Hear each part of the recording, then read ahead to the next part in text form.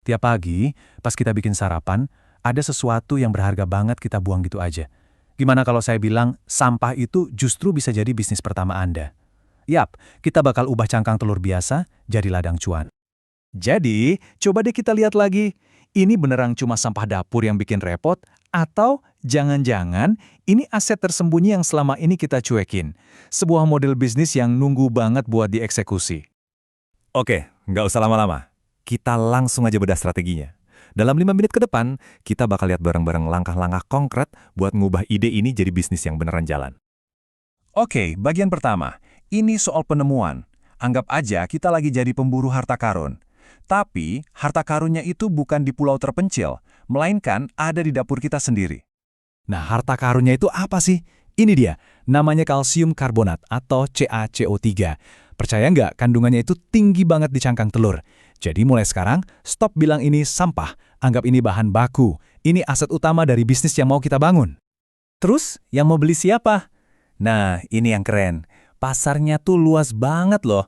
Coba bayangin, bisa buat suplemen kalsium untuk hewan peliharaan, bisa jadi pupuk organik buat para urban farmer, bahkan bisa jadi bahan buat kerajinan tangan dan produk skincare. 4 segmen pasar yang jelas-jelas ada permintaannya. Coba deh kita pakai cara pikir orang tech. Anggap bubuk cangkang telur ini kayak sebuah API, produk dasar yang bisa nyambung kemana-mana. Nah, setiap segmen pasar tadi, pertanian, skincare, pet shop, itu adalah integrasi atau use case-nya. Tugas pertama kita simple, pilih satu use case yang paling gampang buat diuji coba.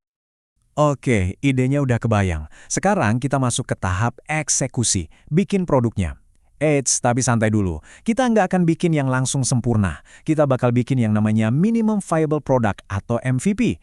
Intinya, versi paling simple dari produk kita yang udah bisa dijual. Di sini, ada 2 jalan nih yang bisa kita pilih. Pertama, jalur satset.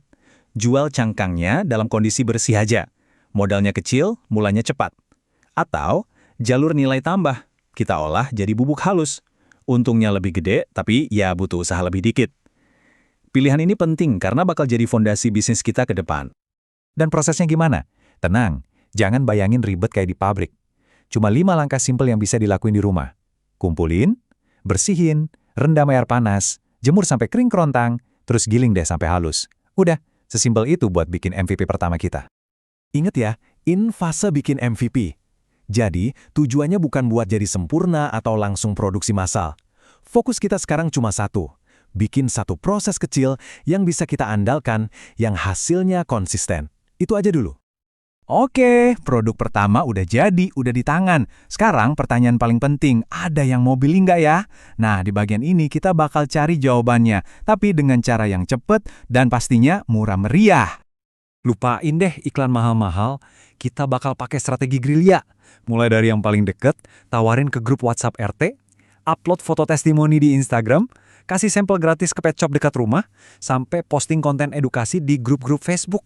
Cepet, murah, dan yang paling penting efektif banget buat dapat feedback. Sebenarnya apa sih yang lagi kita lakuin ini? Jawabannya, kita lagi nguji yang namanya product market fit. Kita lagi nyari-nyari produk kita ini klik gak sih sama kebutuhan pasar? Dan hebatnya, kita bisa lakuin ini tanpa keluar duit jutaan buat ngiklan. Produk bagus tentu butuh identitas, tapi nggak perlu ribet. Cukup siapin nama yang gampang diingat, tagline yang ngena, kayak dari dapur ke alam lagi. Terus kemasannya pakai zip bag simple aja. Kasih label yang jelas, tonjolin keunggulannya. 100% natural, eco-friendly. Udah, itu aja udah cukup banget buat mulai. Oke, produknya ada, pasarnya mulai ngerespon, branding simple juga udah siap. Sekarang kita masuk ke bagian yang paling seru, yang ditunggu-tunggu, soal duitnya. Yuk, kita hitung-hitungan untungnya dan lihat gimana cara ngembanginnya. Yuk, kita bedah angkanya. Seberapa gede sih potensi untung dari bisnis yang modal awalnya bisa dibilang gratis ini? Kita mulai dari modalnya dulu. Buat produksi satu batch, kita ambil contoh 20 bungkus ya. Biaya yang keluar tuh paling cuma sekitar Rp40.000. Ini udah termasuk bungkus sama stiker labelnya loh. Murah banget kan? Sekarang kita lihat potensi pemasukannya. Kalau kita jual satu bungkusnya aja, harga wajar banget Rp10.000. Artinya, dari 20 bungkus tadi, potensi pendapatan kita adalah Rp200.000. Nah, sekarang kita hitung untung bersihnya. Pendapatan 200.000 dikurangi modal 40.000, artinya profit bersih di kantong kita itu Rp160.000 per batch. Ini dari bahan yang tadinya cuma kita buang ke tempat sampah. Coba lihat deh perbandingannya di grafik ini. Batang biayanya pendek banget, sementara batang pendapatannya, menjulang tinggi. Ini nunjukin dengan jelas banget betapa tebelnya margin keuntungan yang bisa kita dapat dari tiap batch. Dan ini bukan cuma bisnis iseng-iseng sesaat ya, ada peta jalan yang jelas buat berkembang. 2 minggu pertama fokusnya uji pasar. 1 bulan bangun kepercayaan di Instagram. 3 bulan mulai jualan di marketplace. Dan dalam 6 bulan, kita udah bisa mulai kolaborasi sama komunitas buat pesanan rutin. Terus, visi jangka panjangnya gimana? Nah, di sini kita bisa bertransformasi. Dari yang tadinya jualan langsung ke pembeli, kita bisa jadi pemasok utamanya. Jadi pusat pengumpul dan pengolah, kerjasama bareng tetangga, kafe, sampai restoran. Di titik ini, kita bukan lagi cuma pemain, kita udah jadi platformnya. Dan akhirnya, coba kita ingat-ingat lagi. Semua potensi, strategi, dan untung yang barusan kita omongin, itu semua berawal dari sesuatu yang tadinya kita anggap nggak ada harganya sama sekali. Sampah dapur. Ini jadi ngebawa kita ke satu pertanyaan terakhir yang penting banget. Kalau cangkang telur aja bisa jadi bisnis kayak gini, coba deh sekarang, lihat sekeliling Anda. Kira-kira aset tersembunyi apa lagi yang selama ini Anda cuekin, yang sebenarnya cuma nunggu buat ditemukan dan diubah jadi peluang?